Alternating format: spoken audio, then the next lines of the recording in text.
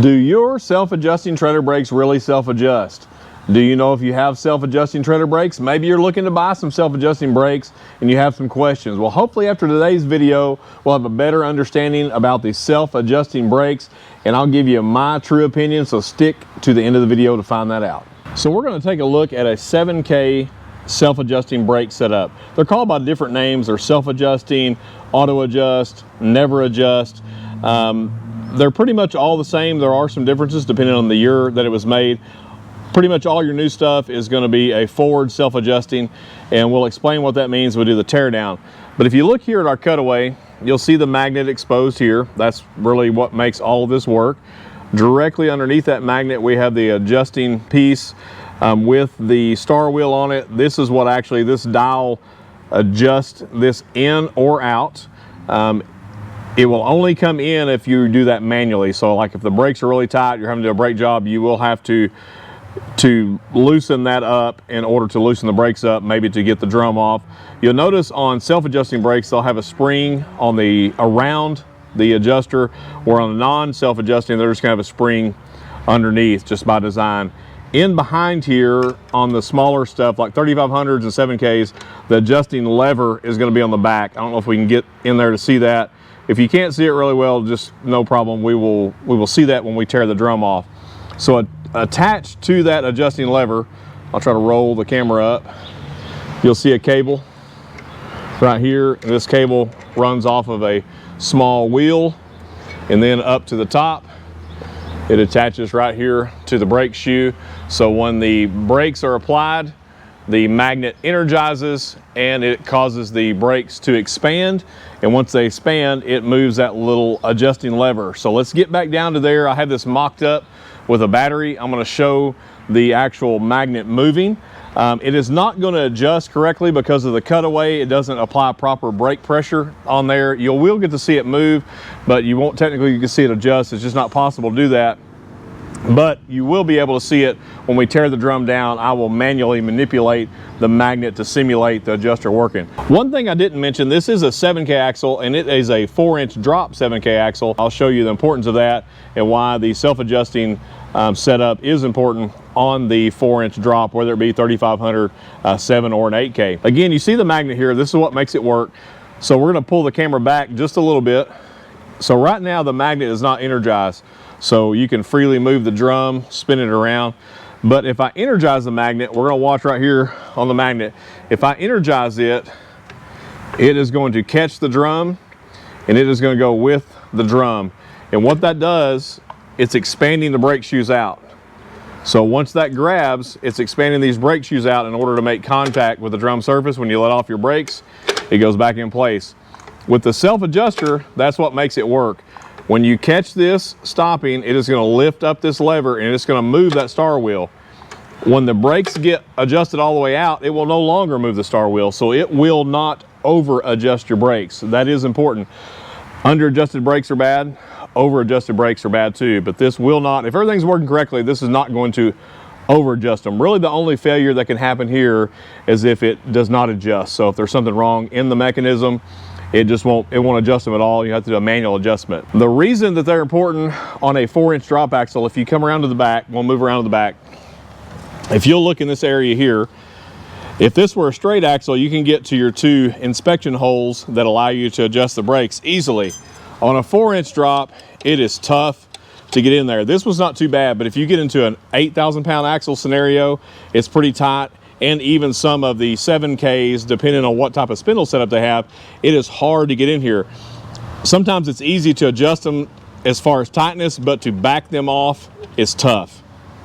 So that's why they're important on a 4-inch and your 4-inch drop. You're really starting to see them from the factory a lot. You can still adjust them without the self-adjusting brakes. We've been doing it for years. There's still a ton of these on the road that have manual brakes on them. This axle, when it came in, had manual brakes on it before I put the self-adjusting on here to mock it up. So that's really one of the big selling points for the self-adjusting or the never adjust. There's some other selling points too that we'll talk about as we get closer to the end of the video. So let's swing back around to the front just to look at that again, just to see that magnet work. Like I said, I'm actually sending 12 volts of power to it.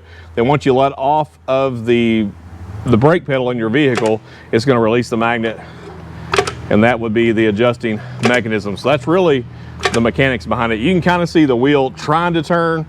It's just not going to due to the cutaway on here. It doesn't have equal pressure on the brake shoes.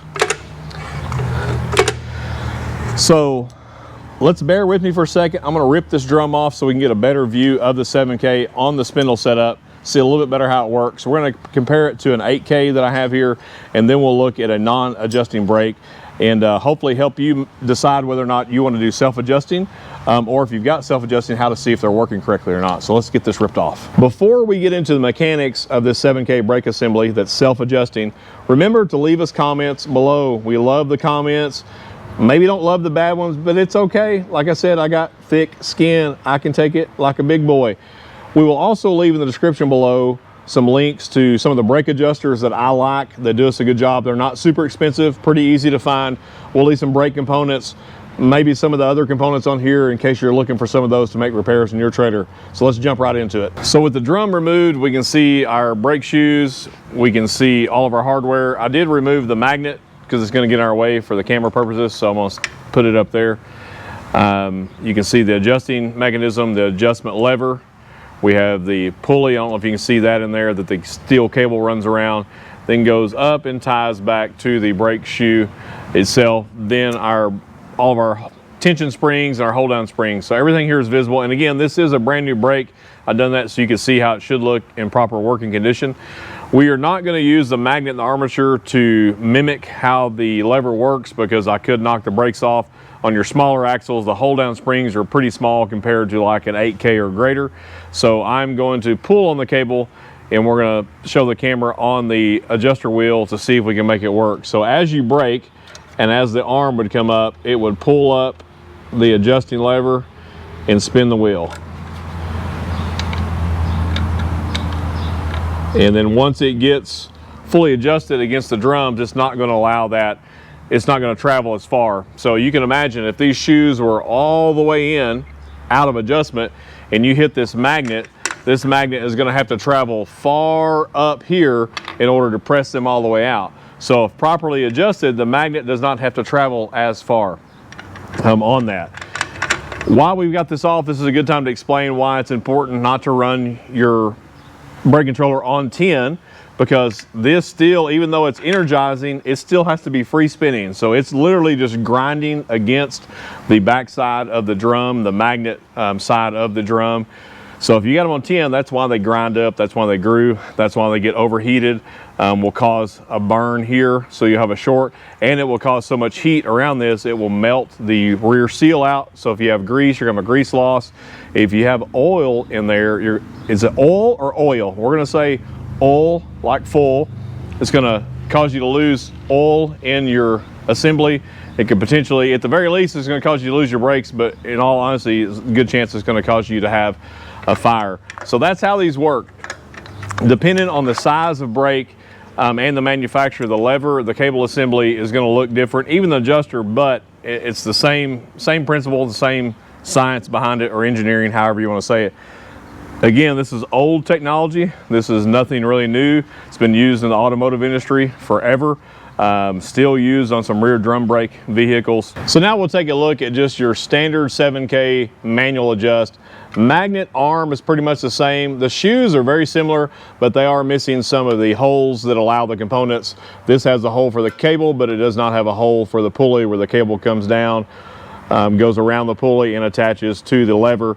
This just has your standard adjusting wheel, your lower spring. Like I said, with manual adjustment, the spring is going to be on the outside of the adjuster instead of being wrapped around it.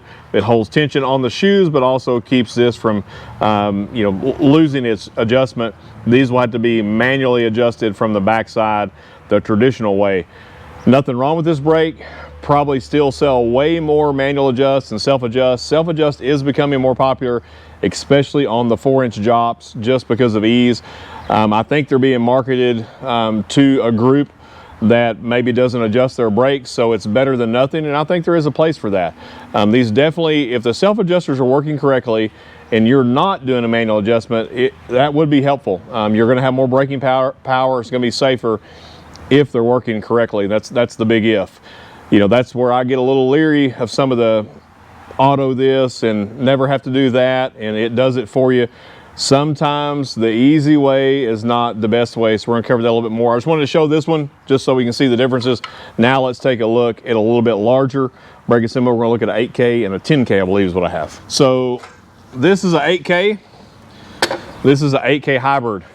This is basically like the older version of the old, I believe it was a 7,500 or 7,400 pound axle back in the old days. We see a lot of these on the 8K hybrids they have today. It still gives you a bigger bearing, bigger drum, bigger shoe than a 12x2, and it allows you to have a wider trailer. You can go up to an 83-inch wide with this setup. If you'll notice on this, I'm just gonna turn it upside down so we can see it. The lever, see if we can get up here. Oh, I'm sorry. The lever on this one is on the outside of the adjuster instead of being on the inside. That's just because of the way this is manufactured. And I'll show you one thing that does make that easier as far as this is concerned in case you have to do a manual adjustment. So I'm gonna pull this down and see if we can show you. Let's see here. Let's just do it this way. So on this one here, if you wanted to do an adjustment, if you wanted to go up or if you needed to pull them in order to relieve pressure to get your drum off, from the back side, you're gonna stick your adjusting tool through for your star wheel, but through your other hole, you're gonna have to push the lever away so it doesn't contact the teeth. So I'll tell you what we use. We take a 6011 welding rod with all of the flux knocked off of it. We grind it to a sharp point on the end. That way when we push against it, it holds it in place. That's how I've done it on truck brakes, truck trailer brakes, and this. I've done it for years. It works great. You could use a brazing rod too. It's just a little softer. I prefer just a, it don't have to be a 6011. It can be a 6013. 6011 is just cheaper. So you push that out, then you can take your adjusting tool and either adjust them up or adjust them down. And the question would be, if I have auto, self, or never adjust brakes, why would I have to do a manual adjustment? And the simple answer to that is, if something here is not working properly or something's dirty, we're gonna take a look at one that's been used. We're gonna look at a self-adjusting brake that has done its job. It's went all the way to the end. It went beyond its lifespan. It was still trying to work. So as dirty as it was still trucking along, but you never had to adjust it. But now we have to do a complete brake job because she just kept on working. So let's look at it and see. So I'm gonna hang it back up here. So this is one we just pulled out of the big trailer behind us. As you can see, this side, it still has some brake shoe. Let's scrape some of the gunk off of there. So it's got some pad left on it right here.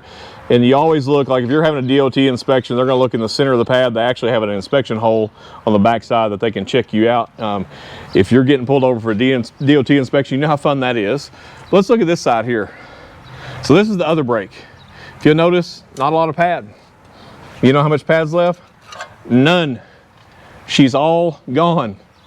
It adjusted it all the way out. It was still doing its job. The adjuster was working. All the components of the adjuster were working. But at some point, you got to pull that dude down and see if you got any shoe left. It didn't over adjust. It just went until the pad wore completely out. And then we have a metal to metal brake, which will stop. Unfortunately, it will stop a little too good and potentially cause a fire. This one did not cause a fire. It got hot enough to where it just oozed all of the oil out of the back and lubricated everything really nice. But the magnet was having to do most of the work. So look at this adjuster here. Look how much thread we have exposed. So that dude is adjusted all the way out. If you notice, let me pick the 8K back up. So the 8K new, you can see the difference. Maybe a thread, half a thread showing. Now once this is adjusted, you're gonna see a few threads, but nothing like this. It's adjusted all the way out. There's the big question. Do I ever have to adjust them? Technically you don't. If you have a self-adjusting brake set up on there, never adjust, auto adjust, whatever term they're using to market it, it's a component that's there to adjust it for you while you're braking. So while you're going to the job, while you're traveling, whatever you're doing, every time you brake, it's keeping it adjusted. It's keeping a good adjustment on it, and there's nothing wrong with that as long as it's working okay. But at some point, you're still gonna have to take these down, just like we talked about in the bearings in the last video. At some point, you still got to take a look at it. That's the issue that I see. When we throw that word out there that we don't ever have to do nothing with it, it's just gonna take care of itself. Yes, it's gonna do its job, but at some point you're gonna have to do your job, or I'm gonna have to do your job regardless. It's gonna take it, once you get to this point, it's catastrophic. You know, if we'd have caught this sooner, you may could have saved the drum. You may not have. As long as it's been on here, the drum's still probably gonna need to be replaced. Likely it's gonna need a brake job. So it may not have saved you any money, but if this would have continued to be used, it's gonna overheat, you lost the axle, then that would have cost you a bunch of money. You're gonna spend, you know, a couple grand starting for that size axle. So just because it says never adjust it, or just because it says auto adjust it, or just because it says it's gonna do it for you, yeah, it may do it for you, but you've got to check it out.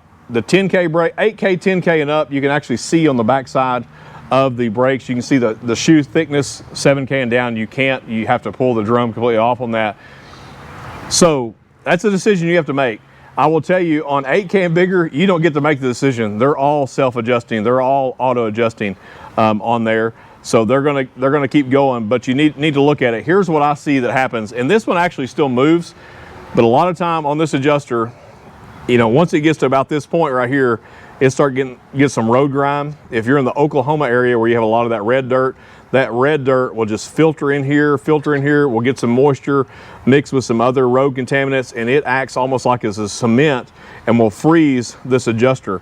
I've seen these adjusters so frozen. It's very common, I'd say on a weekly basis. You cannot even spin these with a brake tool. They're locked completely up. At that point, the brake still may be salvageable, but you're going to have to do a tear down. You're going to have to pull the full adjuster out. You're going to have to break that adjuster down if it's salvageable, clean it, re-lubricate it, put it back together. There's times that we just have to replace the whole adjuster. We keep some of those in stock for $3,500 all the way up to $16K, because sometimes the adjuster is just worn out, or sometimes the wheel will wear out, or the adjusting lever.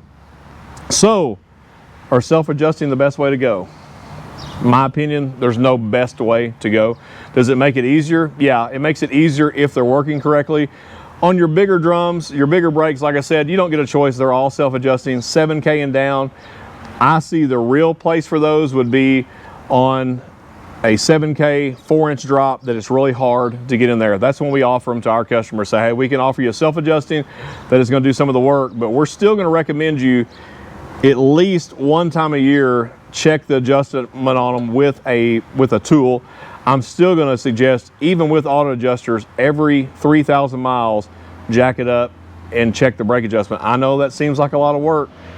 Sometimes it takes some work. Really, if you get the hang of it, if you do it 2 or 3 times, you can do that pretty quickly. You can do it just about anywhere. If you got some type of hard surface to work on, you can check our videos out on brake adjustment. There's a lot of myths out there. There's a lot of, I think, information that leads you to believe like, oh, this thing will just do it for me. And it will, to a point, until it fails. Or in the real world scenarios, they don't look like this. They're gonna look like that for about a week. They're gonna get crap. They're gonna get grime in them. You may even break a spring, or you may break a cable. At that point, you're not gonna know that. If you break this cable, it's gonna chew up in there. Probably it's not gonna cause you any trouble other than the adjuster's not gonna work.